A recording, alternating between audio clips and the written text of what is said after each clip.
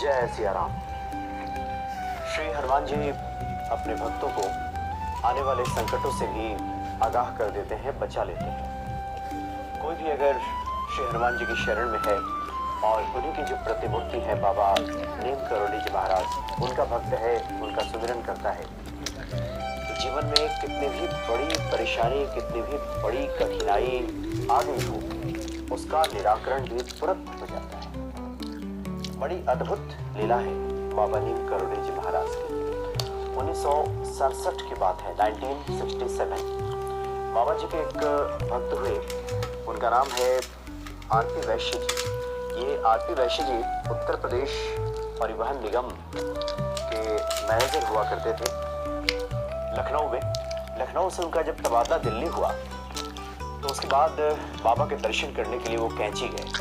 कैंची धाम में बाबा का उन्होंने दर्शन किया, आशीर्वाद लिया और बाबा से कहा कि वो कश्मीर जाने वाले हैं वहाँ घूमने के लिए।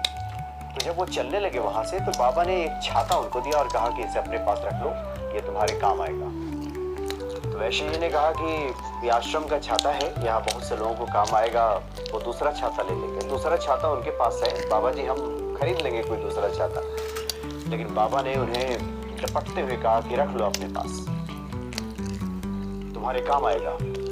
कश्मीर घूमने गए वैश्य जी, वहां से घूम करके जब पुनः लौटे तो उनके मन में इच्छा हुई कि बाबा जी ने जो छाता दिया है, आश्रम का छाता है, वो क्यों अपने पास रखें, बाबा को लौटा देंगे। इस भाव से वो जब दोबारा कैंची गए तो उन्हें देखते ही बाबा ने कहा कि छाता लौटाने आए हो, अपने पास रखो, इससे तुम्हारे ऊपर छत्र छाया बनी रहेगी।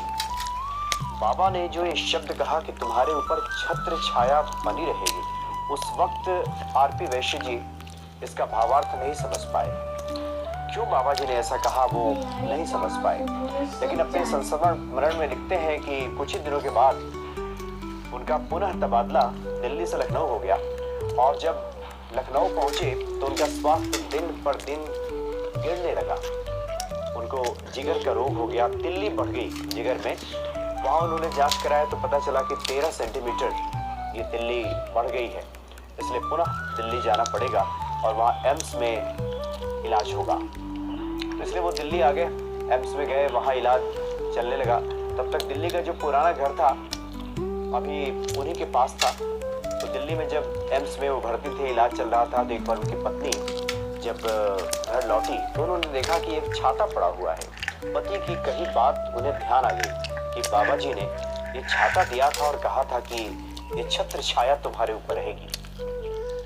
इधर एम्स में डॉक्टर ने कह दिया था कि 6 महीने तक इलाज चलेगा और 13 सेंटीमीटर चूंकि ये तिल्ली है, इसलिए प्रत्येक महीने धीरे धीरे कम होगा और 6 महीने उन्हें अस्पताल में ही रहना होगा। बड़ी मुश्किल स्थिति आ गई। जीवन यापन से लेकर के रोजी रोटी, जो नौकरी चल रही है उसका क्या होगा, बहुत सारी दिक्कतें उनके सामने आ गई थी। तो पत्नी ने बाबा जी की कही हुई बातों पर ध्यान दिया कि छत्र छाया बनी रहेगी और उस छाता को ले जाकर डॉक्टर से कहे बिना ही उन्होंने एम्स में आरपी वैश्य जी के सिरहाने रख दिया, तकिया के नीचे छुपा करके। और इसका नतीजा ये हुआ कि जब दवाई जिस दिन खाई थी आरपी वैश्य जी ने, उसके ठीक अगले दिन जब सिरहाने छाता उनके पड़ा हुआ था, बाबा जी का चमत्कार, अगले ही दिन वो खुद को स्वस्थ महसूस करने लगे। उन्हें डॉक्टर से आग्रह किया कि पुनः एक बार तिल्ली की जांच की जाए कि उसका साइज क्या है।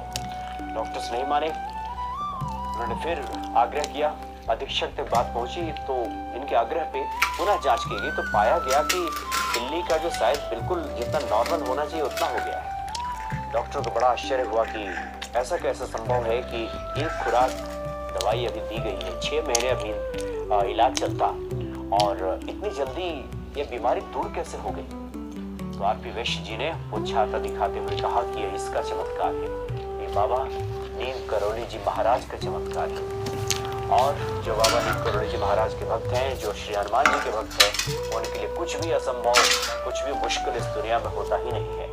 एक बार भरोसे के साथ कोई हनुमान जी को पुकार ले, उनकी तरफ आशा भरी निगाहों से देख भर ले, तो हनुमान जी सकल मनोरथ सिद्ध कर देते हैं। बड़ी अद्भुत महिमा है बाबा नीम करोली जी महाराज की। आज भी वो अपने भक्तों पर वैसे ही अहेतु की कृपा करते हैं।